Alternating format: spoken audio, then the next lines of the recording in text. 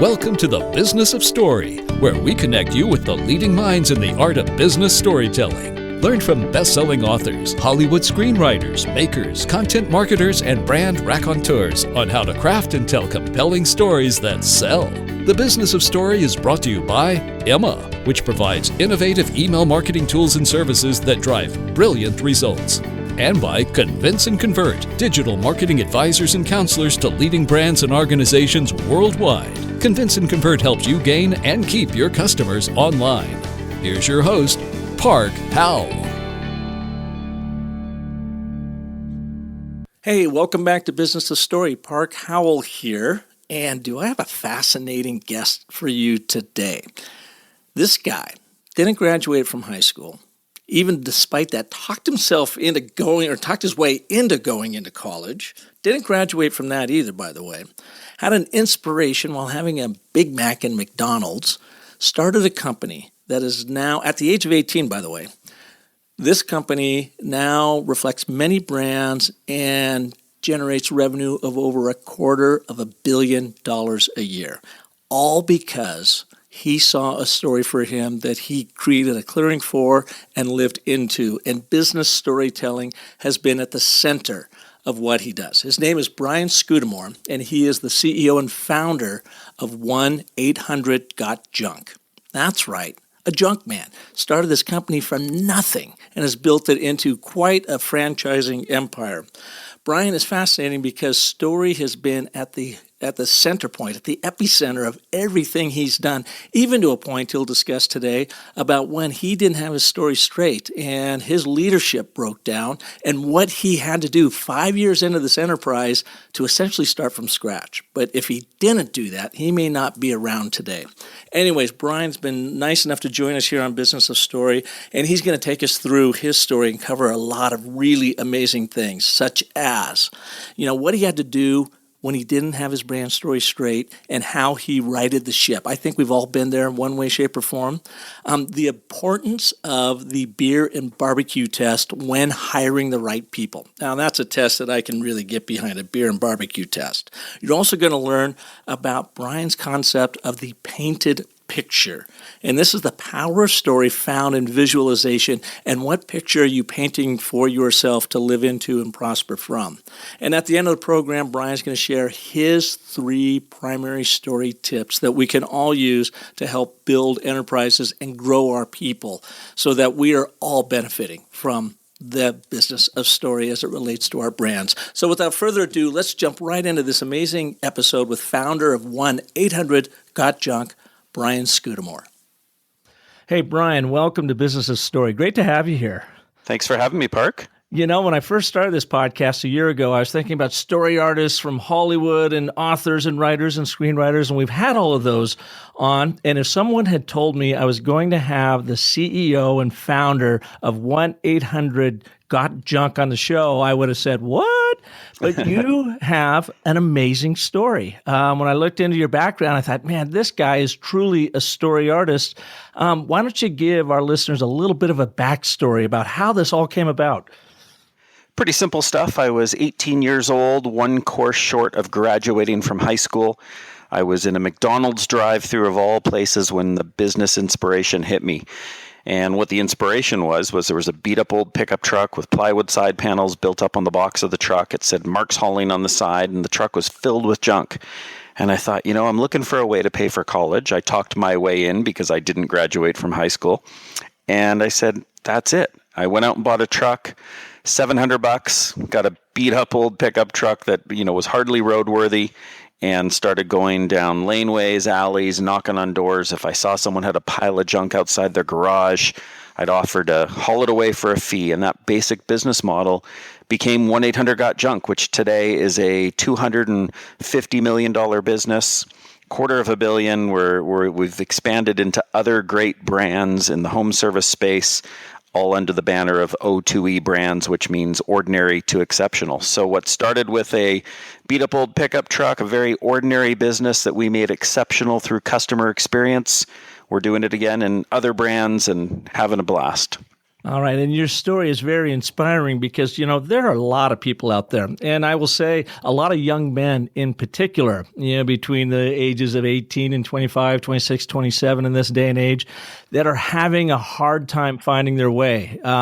Maybe struggling to get through high school. They've done that. They've got a lot of pressure to go to college. They are pushing back on that. And this sounds like your story, everything you did. So take us a little bit more through that process, that thought process of yours and the pressure that you experienced. I think your father was a surgeon and really not crazy about you leaving college. Mm-hmm. Well, I'd agree. I think there's a lot of young men and young women out there who struggle to find their way, as millennials often do. They want everything. They want the freedom and lifestyle, the adventure. They want the money. They want it all. And it's tough to figure out exactly what profession to go into. So if I think back to my days when I was struggling, I had the pressure from my father, who is a wonderful man. He's an incredible liver transplant surgeon still today. And he had high hopes for his oldest son, for me to go to college and work my way up the ladder in corporate America or whatever I was going to do. And school just wasn't for me. I'm very ADD by nature. I have trouble focusing. And I had all these great ideas, and school restricted me. So what I did is I said, I'm going to drop out of school. I'm going to start this business. It paid for college, but then I dropped out of college with a year left in my degree because I said, Dad, I'm learning much more about business by running a business versus studying in school. And I paved the way to my success by learning the hard way, figuring out how to run a business, making mistakes with no experience. And no looking back, I loved every minute, and I have loved every minute of my learning and my growth, and it's been unbelievable. What did you feel like was really at stake in this for you at the time? I think what was at stake was very little. I had my dad's opinions and my dad's respect, and that's important. But I think what was at stake financially was very little. I put $1,000 into the business, $700 on that beat up old pickup truck. I think that school-wise, I knew I could always go back. My dad said, finish school, you've only got a year left. And I said, well, let me run this business. And if I ever choose to go back, I bet you school will still be there. And the university I last attended is still there today and thriving without me. So if I ever wanted to go back, I could have. And there wasn't a lot at stake. When you're young and you don't have a family, which I've got 3 young kids now, and there's a lot more at risk when you make big changes in your life. But back then, as a 18-year-old or a 24-year-old, when I dropped out of university, there wasn't a ton at stake, and it was worth the risk. So you're sitting in this McDonald's, and was this up in Canada? This was in Canada, correct. In Canada. Okay, so you're sitting at this McDonald's, you're trying to figure out how to put yourself through school, and you have this moment in your life where you see this guy, Mark Halling, pull up. What was that moment like? How did you feel like, this disruption in your life, kind of an aha moment going, I could do that? And hauling junk of all things, why that versus anything else that you could be doing? It was really just serendipity. I was in that McDonald's drive-through, beat up old truck in front of me, and I just looked at the truck and went, oh, that's kind of a cool idea. And I started looking through the classified ads and found a truck of my own. So it was really being in the right place at the right time. My grandfather and grandmother ran an Army surplus store in San Francisco, which is where I was born. So while I've grown up in Canada, I spent part of my days in the United States, was born as an American. When I moved to Canada and saw this truck, what inspired me was running a business and thinking to the days in the Army surplus store when I saw my grandparents deal with customer experience and just wow customers. I knew that was something that was in my blood. So it happened to be junk. And what's interesting is today I look around at my business, about 400 people in our head office, a busy hustle bustle environment, no private offices, very transparent. And when I look around and I think, what kind of business are we in? We are a leadership business that just happens to haul junk. We are a leadership business that happens to shine shacks with our newest brand, Shack Shine. We wash windows, clean gutters. So all of our brands under the O2E Brands umbrella have one thing in common, taking something ordinary and making it exceptional. If I hadn't started with the junk removal business, I still believe I would have gotten into some company that was all about service, taking care of people as your customers and taking care of people as your employees. And that's what it's all about.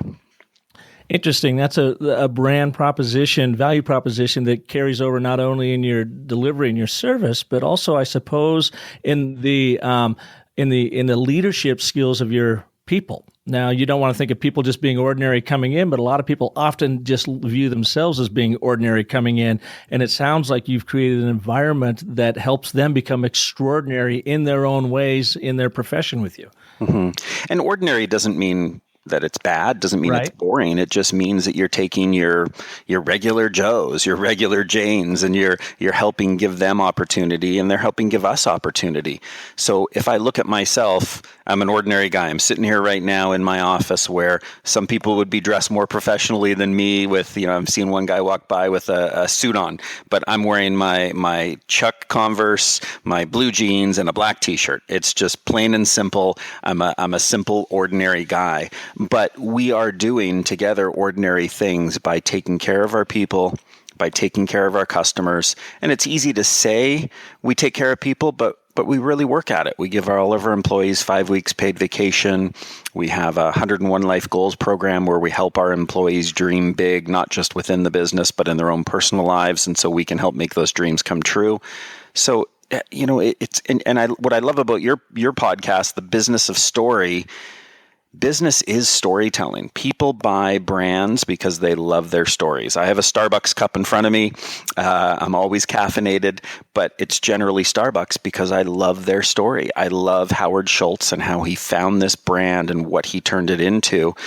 And I think that's what businesses are about. People buy brands. People buy stories much more than anything else.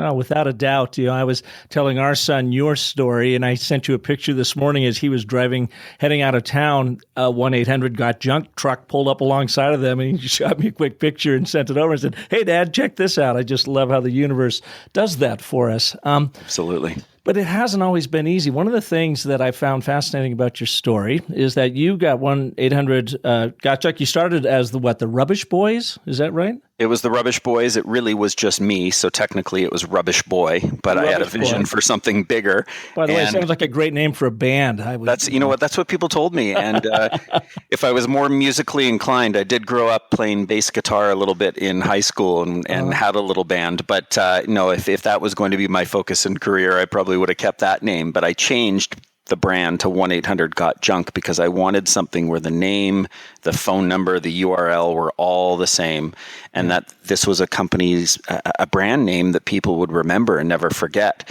and it was clear. So the word rubbish is very Canadian, very British, and we knew going into the United States where I was born, we needed something a little more American feeling.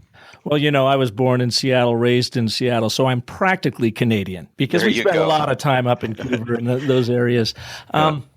Something happened to you, though, along the way that I find really fascinating that took a lot of guts on your part, and it comes down to the team that you had hired around you as you were expanding wasn't bought into your story. They weren't on the same page as you, and so what did you do about that? Yeah, in 1994, 5 years into the business, I fired my entire company, all 11 people. And at $500,000 in revenue, we had 5 trucks. When you fire 11 people and that's your entire company, you have no one to drive trucks, no one to answer phones, but you still want to keep your business alive, as I did.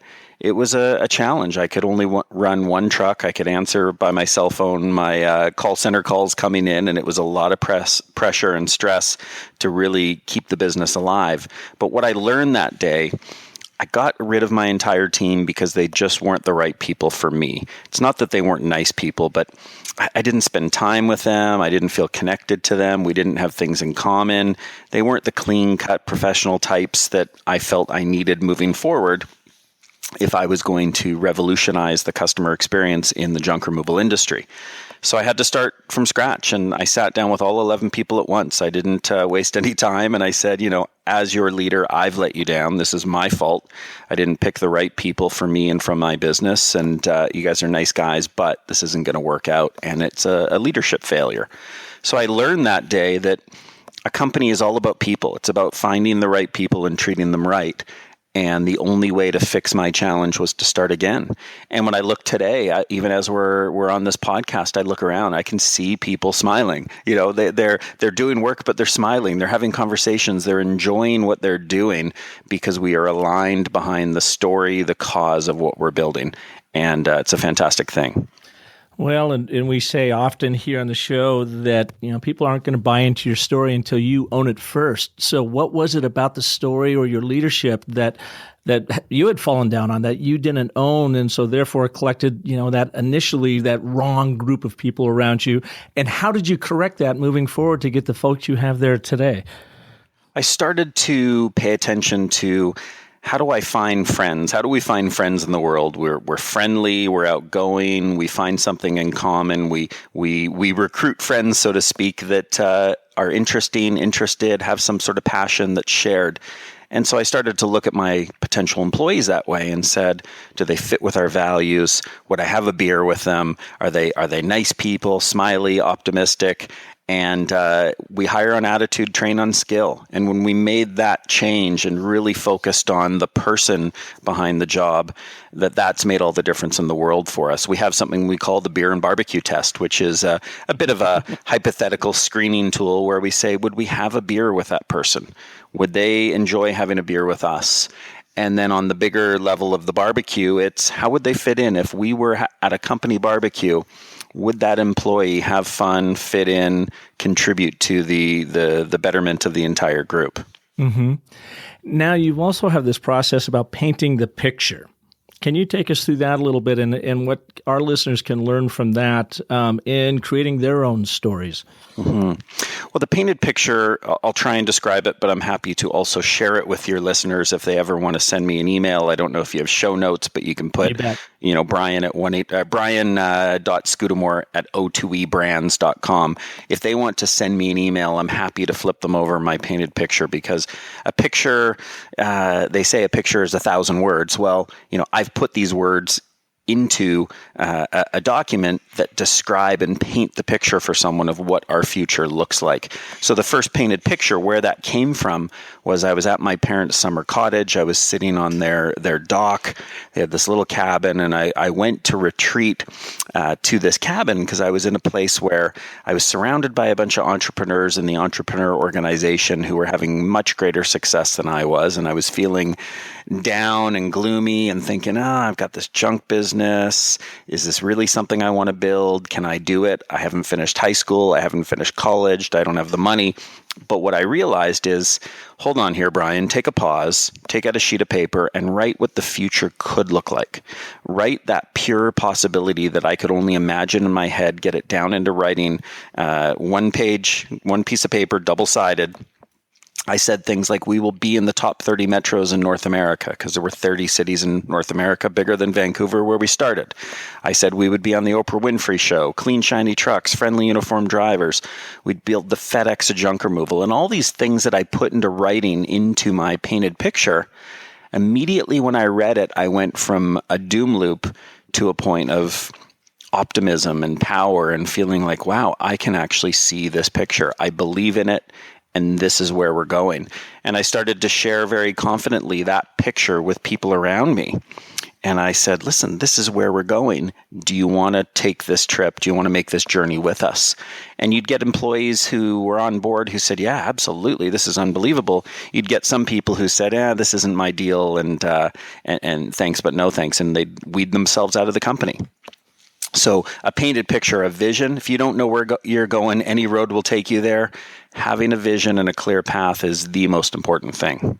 And you had said something else in some of the things that I read about don't get caught up or lost in the how you were going to do it, because that's the thing that I guess maybe throws you back into the doom loop. It's more about what you're going to achieve and then go from there. Is that right? Absolutely. So if I look at the painted picture, and if I think back to that first painted picture in 1998, 97, if I looked at that painted picture as I was creating it and said, Oprah Winfrey Show, how's that going to happen? Well, I don't know. Do we really have a good story? Can I, is she going to want me on the show? I'm not great with press. I don't have a lot of experience with this stuff. It's a beat up old junk removal business. I would just question myself out of my beliefs. Yeah. I don't have the money. I don't have the brains. Well, no, just think where you're going. if you think of any leader in this world, think of the current president of the United States. You take Obama. He saw himself as president. Mm-hmm. I'm sure there were times when he would share with people that he was going to be president that people would just laugh and question it. But no, he knew. And a lot of presidents, Clinton, I remember Bill Clinton used to say that he knew one day he'd be president. Well, if you know and you stay focused on it, whatever you believe, don't start to think, how am I going to get there? Because you'll question yourself out of it. Mm-hmm. Just think, what's it going to take and what are the opportunities, and seize them when you see them. A painted picture helps your mind pay attention to what's important. There's something that our brains have called the reticular activating system. I love saying it. For someone who dropped out of high school, it makes me sound smart. But your reticular activating system pays attention to what's important. If you're in an airport and someone pages your name over the courtesy phone, it's noisy, it's loud, you can hardly hear anything, yet you latch onto your name because your mind knows to pay attention to that. Or you're going to buy a new car, suddenly you see that car everywhere once you've made your mind up that's what you want. A painted picture is the same thing. It tells your brain what to pay attention to. The top 30 metros, Oprah Winfrey, when these moments of opportunity align, you seize them because you know what that painted picture is telling you need to do. Mm-hmm. And it works. I mean, you've created this story and this clearing to live into, and then you've taken action. And I'm, on your site right now, looking at some of the places you've been online or on TV. So celebrated appearances on Undercover Boss Canada, Dr. Oz, Dr. Phil, CNN, ABC Nightline, The Today Show. I mean, it goes on and on. Plus, you've done work or studying at MIT, Harvard. This again, a high school dropout. I mean, you have really created and invented a life for yourself that you not only are living into and prospering from, but it sounds like your organization, the people that work for you, are doing the same. And it all starts with truly owning your story, doesn't it? Absolutely. It's deciding what's important. So when you throw out the Harvard and the MIT, it makes me feel like, that the audience might go, wow, so someone dropped out, but he's doing all this school. Well, no, I'm still very ADD, so I do things in a different way. Harvard, I took a 9-day program through the YPO, Young Presidents Organization. I don't think I could sit through getting an MBA, but I certainly enjoyed the learning for 9 days there. MIT, I'm part of a program called Birthing a Giant. It was a 3-year program for high-growth entrepreneurs, 60 of us who get together every single year, and we do a reunion class, and we're now on our 15th year of learning, and we've committed to doing this forever. But I think it's you choose your own path, and you go, okay, if I couldn't do Harvard the regular way, how could I do it? Mm-hmm. Is that important to me? How am I going to figure this thing out? And then the media that you mentioned, it's just free press. It tells our story and helps to spread it in a way that doesn't cost us money, in a way that makes us feel proud that, wow, we were on the Oprah show. It makes it kind of fun to do these seemingly impossible things, but it's all part of the painted picture and it's all by design. We figure out where we want to go. We don't question ourselves, and we just somehow get there. And painted pictures work wonders. So if I look at our current painted picture for O2E brands, our plan is by 2021 to be have 10 brands, $1 billion in revenue. Now that $1 billion in revenue isn't about the money; it's just a measurement of significance of we are creating something large with an incredible group of people. And then 10 brands is about developing unique stories in each brand and watching them blossom and grow. And once you start to put these ideas down into writing, so there's another industry that we're after, and I won't say it yet because I haven't announced it even to our people in our team here, but there's an industry we're chasing that we're looking at and researching.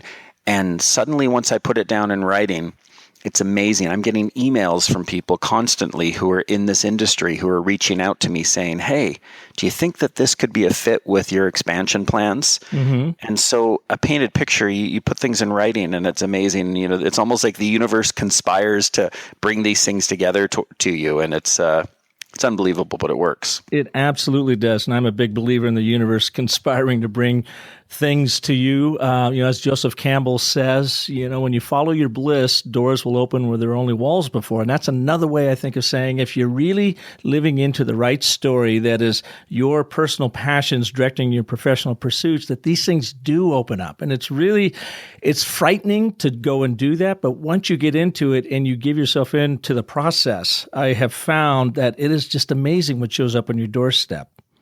Absolutely. Yeah, it's unbelievable. We make our own reality by putting these big ideas out there. Yep. And they're so lofty at times that nobody believes them but yourself. But as long as you personally believe in it and think there's a chance, you'll be amazed at how the universe conspires to bring it all together. All right. Now, Brian, I'd like to take a quick break right here for our wonderful sponsors that help make Business of Story possible.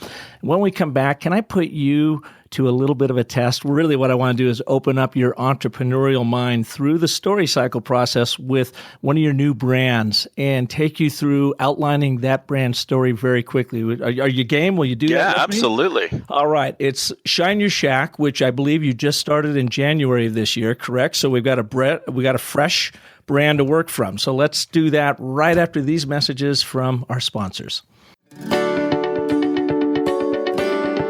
Hey, if you like what you're hearing here on Business of Story, then you are going to love Definitive, the email from Convince and Convert that many marketers say is the most useful resource around. Each day, the team at Convince and Convert picks a topic and sends you the 3 best resources ever created about that topic. It's topical, it's timely, it's useful, so go to definitivedigest.com and subscribe for free right now. Hey, I've got a question for you. What's the best call to action button color on your website? Yeah, you probably didn't see that one coming, did you? Well, what's the best shape and sizes of your CTA buttons? And what copy gets more clicks? You know, these questions have interrupted my sleep patterns for weeks now, until I downloaded a helpful new email marketing guide from Emma called Why We Click: The Psychology Behind a Great Call to Action.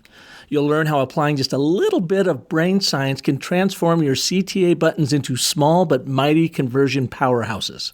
It covers the button color, copy, and placement that helps skyrocket click rates. Check it out at myemma.com/click. You know, Emma helps marketers everywhere send smart, stylish email newsletters, promotions, and automated campaigns, and to help us all rest a little easier knowing our email marketing is doing its job. So check out their new publication at myemma.com/click. You, like all business leaders and communicators, have an important brand story to tell, but it's probably not being heard. There's just too much competition for our attention. Unless, of course, you tell a better story. For over a year now, I have connected you with more than 50 international story artists through this podcast to help you craft your ideal brand story for the growth of your enterprise and your people. Did you know I'm also available to you for speaking engagements, brand and leadership story workshops, even for one-on-one Skype or telephone brand story strategy consults? Plus, you can begin clarifying your brand story right now by downloading the interactive DIY workbook at businessofstory.com.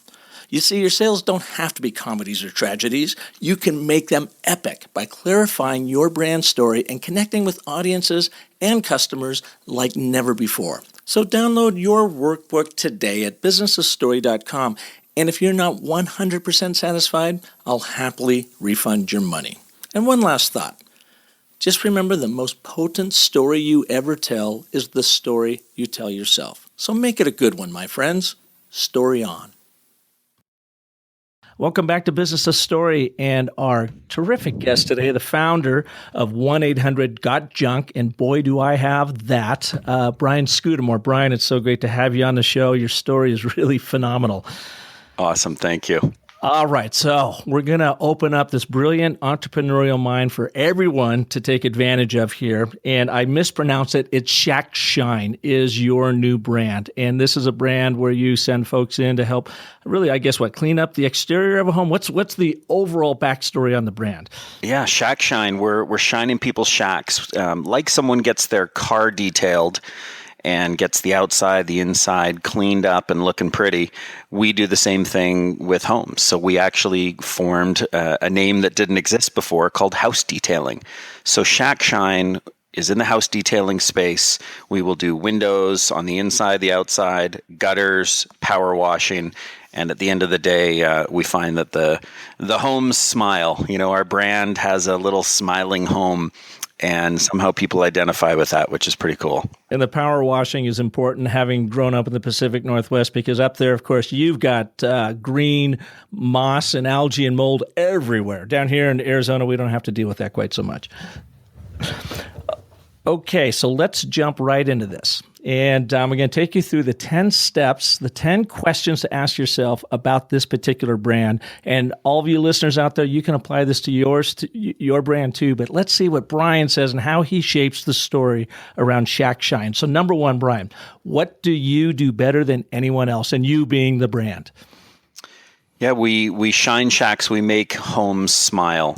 So we like to think of a home as an inanimate object that has a personality, has a feeling. And so when people walk up to their home and they look at the sort of the smiley, happy home, what we do better than anything else is we make homes smile. We make people love their homes, and homes love their people. All right. Leads me into the second question then. Who cares? Who cares? Well, people love their homes as customers, and they want to take care of their homes, but most homeowners are busy. There's a lot of do-it-yourself people out there, and they do a phenomenal job at shining their own homes. But I think that people care because they take pride in their home. It's their number one sort of life possession. And you want to love where you live and take care of it. So nobody likes to see their shack fall apart. And, we use the term shack very tongue in cheek because there's a lot of real big shacks out there that we shine. But that's it. All right. Leads to number 3. What do they want? I think you may have answered that, but specifically, what do they want that your brand delivers on? Yeah, they want a fresh, clean home. They want their windows to sparkle. They want to be able to see the beautiful view outside their house. They want to be able to have their driveway, their sidewalks, their walkway looking like it's new and everything's all cleaned off, like you said, the moss or the debris, whatever it might be. So they want cleanliness. They want a home that looks rejuvenated and refreshed. And it may be obvious with your particular brand, but number 4 is, why do they want it? People take pride in their homes. Mm-hmm. People love to have a clean place that they feel that the neighbors and so on respect, admire. People take pride. I think it's all about a customer's pride in their place of residence. Awesome. What's keeping them from having it? I mean, they could be doing this themselves without you, but why are they not getting there? Well, not everybody has ladders, power washers, has the equipment to do their gutters. I know that it rains a lot where I am in Vancouver, and we've got all these beautiful trees around our house.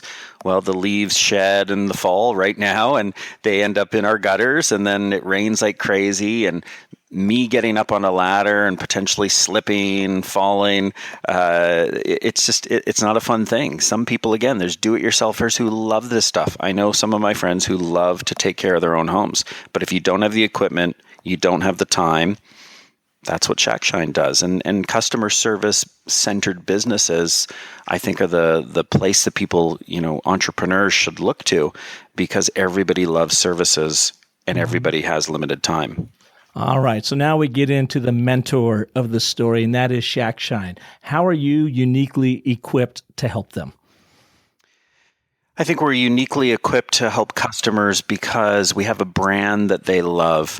So Dave Nate, who's the president, the managing director, we call him, of Shack Shine, he is so passionate about the brand that he believes in creating a love mark, that our brand is much greater than just a logo, just a name. It's a love mark that people associate that smiley, positive, optimistic feeling with.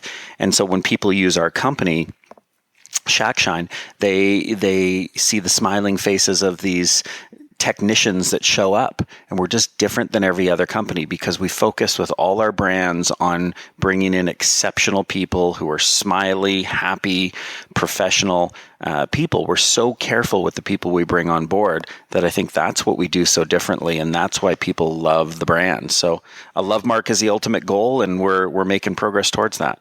And it kind of goes back to that mantra that you had mentioned earlier about you're not necessarily a home detailing company, you're a leadership company using home detailing as a vehicle to spread your leadership. Absolutely. Yeah. Interesting. Great. All right. So this comes into chapter 7, and it's the features and benefits, basically. Now, after we set the context up for the brand story, what do you do? So what's this look like? Is it a 1, 2, 3 person crew? Is it a day thing? I mean, take us through the features and benefits of this. Yeah, it depends on the size of someone's shack and how many people we would send. But one thing that we call it our exceptional focus areas. One of the things that's on that list is one detailed visit. We want to go in one visit and get the job done in such a detailed way that no one's ever asking us to come back to fix any deficiencies. When you hire a painting company, we have a Wow One Day painting company, the last thing you want is someone to come in at the end after the job's done to do touch-ups and start putting drop cloths down in your house again. Well, the same thing with shining shacks, right? Shack Shine, our technicians they're friendly uniform technicians. It's one detailed visit. Don't have us come back except for more repeat business. We're not going to come back to fix problems that you've got because we're going to make sure it was done so professionally and perfectly the first time that people are pleased and it's done. Awesome. We get in our process, in the story cycle process, we call this the road of trials. So exactly what you're talking about is how can you avoid those trials? You get in there, you get it done one time, and you don't have to worry about your group coming back. Yeah, and we're human beings and we've made mistakes, but what we do well as a company, especially as a leadership company, is learning from those mistakes, is saying, okay, this seems to be a common pattern. How do we eliminate that pattern and systematize the business in such a way? It could be a checklist to ensure that certain things are taken care of each and every time, but we're great at learning from the mistakes. Yeah. All right. Our last 3 questions cover our last 3 chapters. What does success look like to your customer? Success is a home that they look at from the out front of their home or behind their home from their yard, and they're like, wow, this is great. Look at this. The shack shining. The home looks like it's smiling. Everybody's happy. The customer, the house, and that pride that you feel about your home, you feel really good about the job you just had done. I love it. The home looks like it's smiling. All right. Beautiful. Number 9, what does success feel like? Well, there's success for us as a brand. We believe success is taking ordinary, entrepreneurially minded people and putting them into our entrepreneurship program, our franchise model that's very collaborative, where a franchise partner, an owner, says, wow, I really built this great, profitable, successful brand in my market. When someone thinks house detailing, they think of Shack Shine, and I've done an amazing job. So success from our head office perspective is that we have hundreds of franchise owners across North America smiling about their success. And then success from a customer perspective is that customers think of, like with 1-800-GOT-JUNK, our first brand, when someone has junk, they think of 1-800-GOT-JUNK. They know it's as simple as pointing and junk disappears. With Shack Shine, it's that same thing. They know they just pick up the phone or book online. We're going to come on time, one detailed visit. We make it easy. And that's a big part of the promise. We don't say throughout our marketing that we make it easy.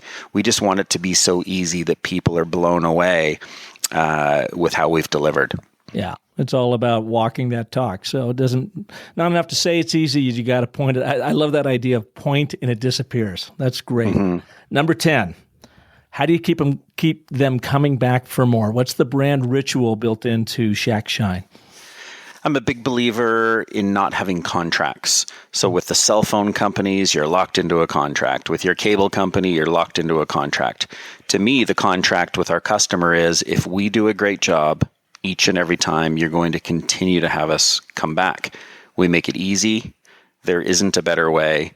This is the best way, Shack Shine, and customers love it and they want us back. And the ultimate accountability is, if we don't do a good job, they're not going to have us back. They're going to spread bad words about the company. And so all we do is we work each and every time with every customer to make sure they're so wowed and so pleased that there's no other option but to have us back. I will tell you that photo that our son Cade sent me this morning, that truck was shiny. It was heading up I-17 towards Flagstaff, and it was shiny. It did not look like a junk truck, that's for sure. Yeah, and it's interesting because you texted me that photo. It came through on my phone as a reasonably small image. I clicked on it and zoomed in. The first thing I looked for as the CEO of the company is wondering, okay, great, an opportunity to see a truck that the franchise partner in Arizona doesn't know I'm seeing. I zoomed in, made the picture as big as I could to see if it was, in fact, and as you said, shiny. It was. That's one of our exceptional focus areas for 1-800-GOT-JUNK. On-time service, upfront rates, clean, shiny trucks, friendly, uniformed drivers. And the truck was shiny, and I felt pleased. Yeah, Brian, there's a new show on NPR that you really need to get on if you haven't already reached out to them yet. It's called How We Made This. It's by Guy Raz, and they're interviewing entrepreneurs just like you that started from nothing into building really amazing companies. They've just had their first 3 episodes on, and they are looking for people. So if you haven't reached out to them, it's How I Made This, HIMT.org. Email them your story. You got to get on that show. You'd be great. Okay, I'll check it out. That's great. We got to wrap up here because I know you only got a minute left. If you've got 1, 2, or 3 things to share with our audience about owning your story, what would those tips be? 3 things. Well, set your painted picture, set your vision of what it's going to look like, how it's going to feel. Don't worry about how you're going to get there. But like Walt Disney, just paint that picture. We've got a quote of his on our wall that says it's kind of fun to do the impossible. What's the impossible that you want to see turn into the possible? Have that clear vision and then go chase it. Number 2, I would say telling your story is something you have to do over and over and over. Entrepreneurs are chief storytellers. And so as an entrepreneur, how you raise money, how you find great people, how you build an awesome brand is just continuing to tell stories. And then third, last but not least, is be true to your story. If you are a company that says we will be the FedEx of junk removal, clean, shiny trucks, friendly, uniformed drivers, when you don't have friendly, uniformed drivers, get rid of them. When you don't have clean, shiny trucks, figure out a way to make it systematized so you can get there. And again, a vision of clean, shiny trucks. When we came up with that, we had rusty, old, beat-up pickup trucks. But we knew we had a vision of where we were going to go, and every decision that had to do with trucks was bringing us closer to that story. So you've got to see your story in a painted picture. You've got to make decisions consistently to turn those ideas into real living stories. And that's, again, what I think makes brands are all about stories that people love and identify with. Awesome. Well, Brian, thank you so much for being here on Business of Story. We really appreciate you taking the time and sharing your insights on how to build an amazing brand out of junk, literally from scratch. Thank you. Well, thank you, Park, and thanks for holding me to the time. And I really had a lot of fun, and best of luck with your continued success with your podcast. Awesome. Thanks. Well, thank you all again for visiting us here at Business of Story. I hope you really enjoyed today's episode. I know I did. I learned something every day. Every time I do one of these interviews, I guess I feel like I'm cheating a little bit because I get so much out of these as I'm bringing them to you. And if you would like more help on your own business of storytelling, well, I got a website for you, businessofstory.com. Have plenty of tools there for you. And we have now taken our DIY brand story strategy workbook to a whole new level. You'll be introduced to our character, Edgar. This was a character that we had commissioned through a incredible artist over at Pixar about 4 years ago, and she came up with Edgar. And I've been using Edgar in all of my keynote presentations and my mastermind workshops and whatever, and now Edgar is gracing our Business of Story DIY brand story strategy workbook, and it's good for you because it helps you get out of your analytical left brain business mind and opens up your heart and that emotional side of your story so that you can get your brand story straight and start truly connecting with people on a very human level. You can download your book. It's at businessofstory.com. Jump into it. I'm doing a series of webinars right now as well. They're free webinars, so it's great to have that book by your side and pop into the webinars. If you are signed up on our newsletter or are a part of our Facebook group, then you are automatically getting these webinar registration notices. If you're not, go ahead and submit or sign up for our newsletter and come and join us over on Facebook, and you will be right in the center of the community community we are building around Business of Story. Thank you for listening. Please share your insights and your comments at iTunes or Stitcher. It helps the rest of the world find our podcast, and I appreciate you being a fellow listener. And until next Monday, when we will bring you yet another amazing business story artist, have a wonderful life. Thanks for tuning in to The Business of Story. Don't forget there are terrific free storytelling resources for you at thebusinessofstory.com, where you'll also find the complete show archive. The Business of Story is sponsored by Emma and by Convince and Convert, and is produced by Convince and Convert Media. Find more great shows like The Business of Story at marketingpodcasts.com, the first search engine for marketing podcasts.